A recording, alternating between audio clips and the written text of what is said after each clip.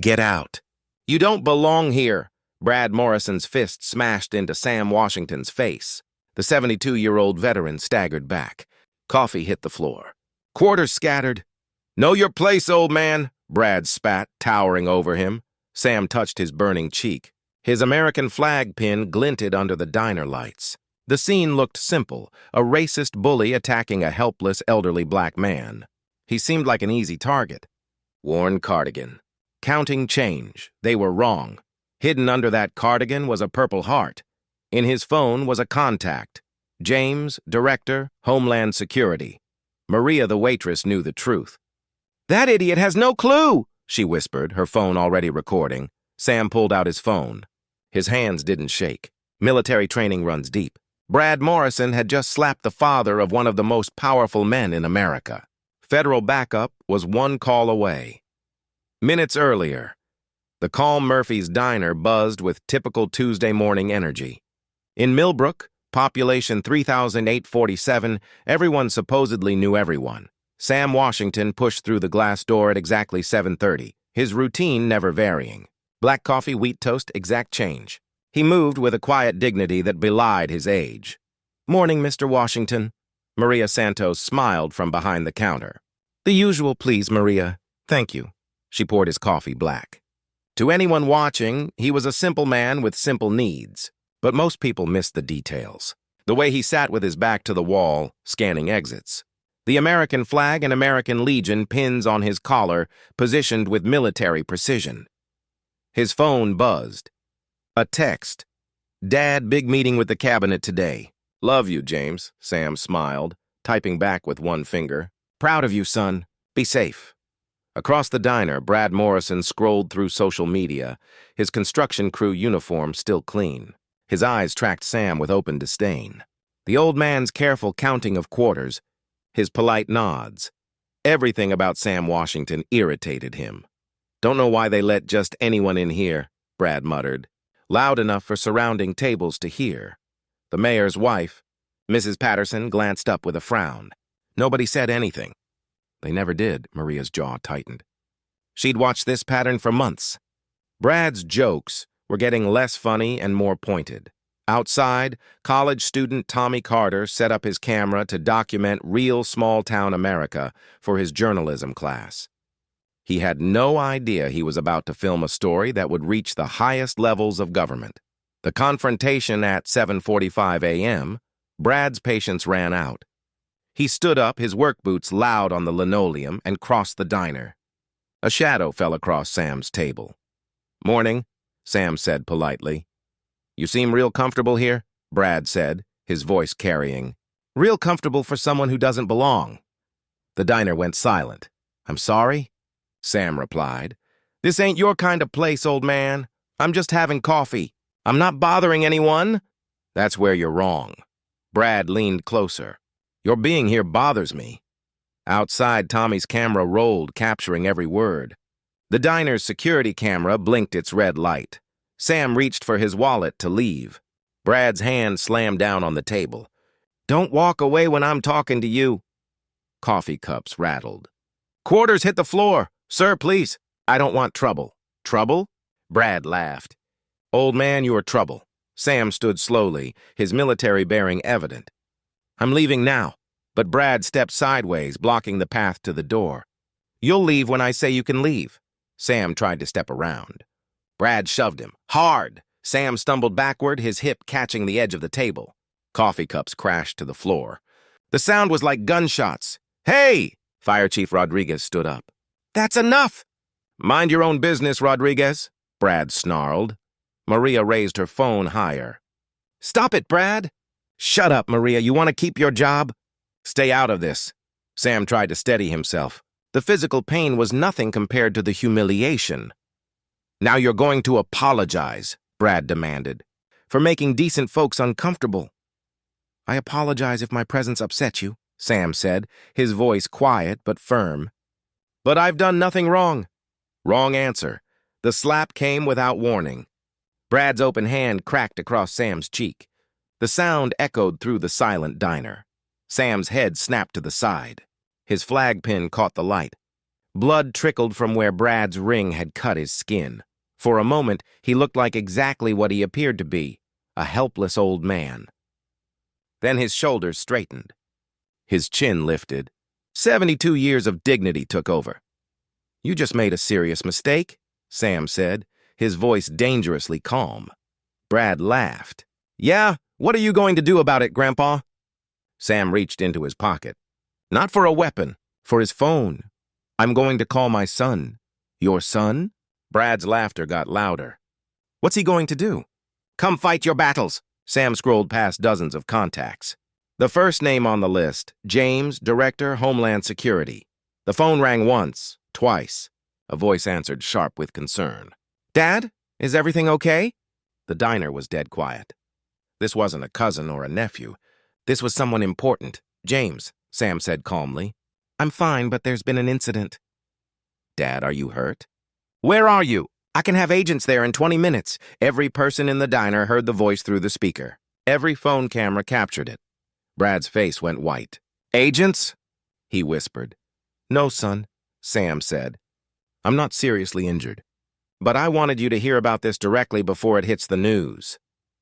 "Before it hits the—" "Dad, what happened?" "Who hurt you?" Sam looked directly at Brad. "A man named Brad Morrison just assaulted me at Murphy's Diner in Millbrook. It's all been recorded." The silence was deafening. "Sir," Maria approached, her voice trembling. Is that really your son?" Sam nodded. "James Washington. He runs the Department of Homeland Security." Fire Chief Rodriguez slapped his forehead. "Jesus Christ, Brad, do you know what you just did?" "Dad," James's voice cut through the chaos, "I'm sending a protective detail immediately. Our legal team will want statements from all witnesses." The word legal hit Brad like ice water. Wait! He stammered, panic cracking his voice. "This is a misunderstanding." "No harm done, right? Mr. Washington." "Sir." Sam looked at the man who had called him garbage minutes before. "The harm was done when you assumed who I was based on how I look." "But I didn't know," Brad pleaded. "And that makes it acceptable?" Maria's Instagram live viewer count exploded. Comments flooded in. "OMG, is that the Homeland Security guy's dad?" Brad Morrison about to get destroyed. Outside, Tommy Carter uploaded his footage. The title, Shocking Racist Attack on Director of Homeland Security's Father, Live. It would hit 50,000 views within the hour, the aftermath within 20 minutes. Sheriff Patricia Hayes arrived, her body camera recording. She knew both men. The political calculations began immediately. She reviewed Maria's video, her face growing more uncomfortable with each passing second. "Brad, I'm going to need a statement."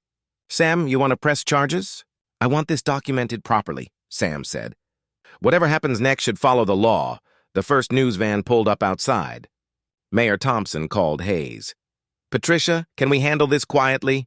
Tourism season starts next month." "Tom, this is the Director of Homeland Security's father. There's no handling this quietly."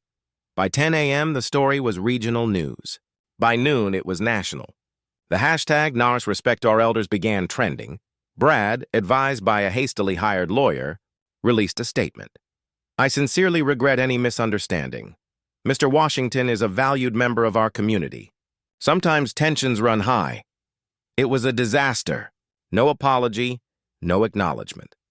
Sam, in a dignified interview, said, "This isn't about my son's position. It's about how we treat each other as human beings." His grace made the story go viral faster. The unraveling federal civil rights investigators arrived. Agent Sarah Carter led the team. What they found wasn't an isolated incident. It was a pattern.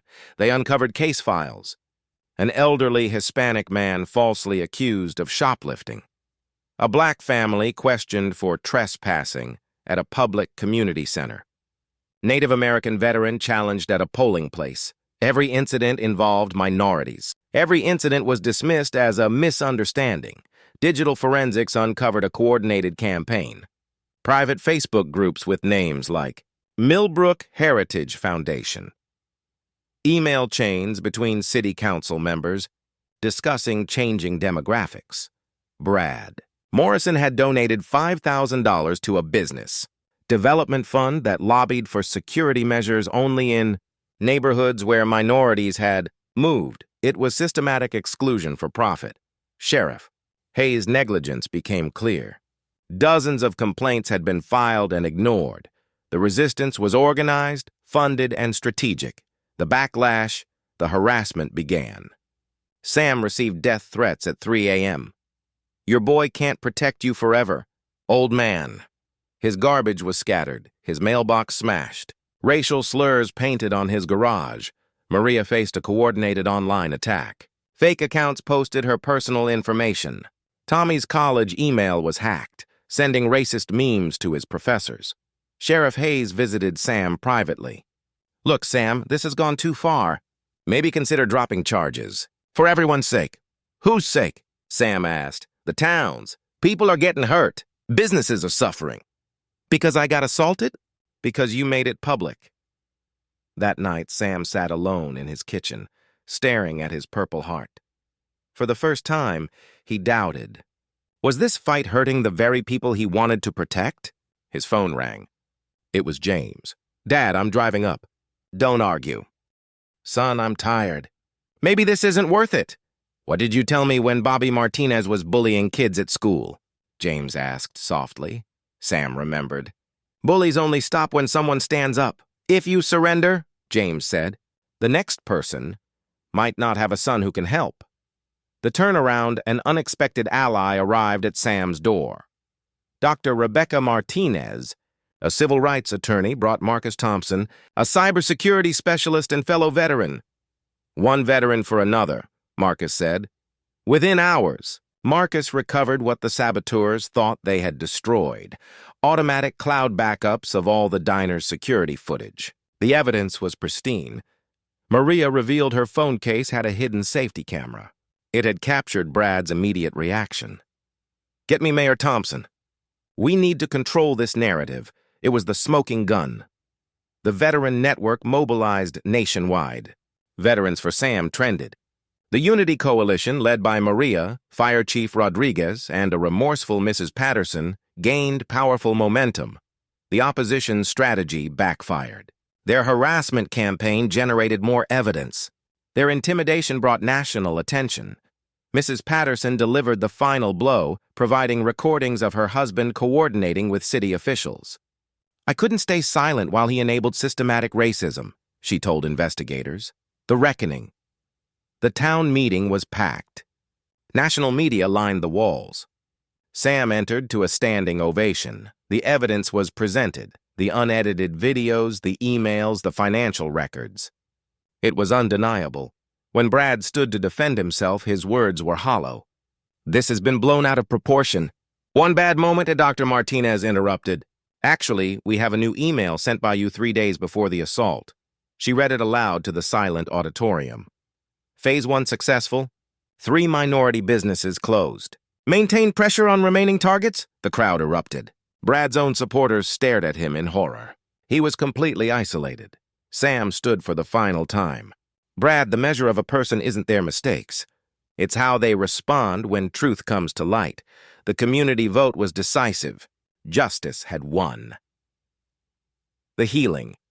3 months later, Millbrook was transformed. Brad Morrison faced federal civil rights charges. Mayor Thompson resigned. Maria Santos was elected in a landslide. Sheriff Hayes retired. Fire Chief Rodriguez took over. A community investment fund raised $500,000. Sam returned to his Tuesday routine at Murphy's Diner. The new management knew his order and never charged him. He became a guest speaker at the local high school. Dignity isn't something you're given, he told the students. It's something you maintain. The story had ripple effects, inspiring reforms in dozens of other communities. One day, Sam got a call from a detective in another county. Sam, we have another situation with an elderly veteran. We could use someone who understands dignity under fire. Sam paused, looking at his American flag pin. Some fights are worth fighting twice, detective. When do you need me? If this story moved you, share it. Subscribe for part 2, The Riverside Investigation. Remember, dignity is a choice we make every day. Final metrics, 12.7 million views, $847,000 raised, 23 investigations launched, but the most important number was 1. One man who refused to stay silent, proving that sometimes heroes wear cardigans and count quarters for.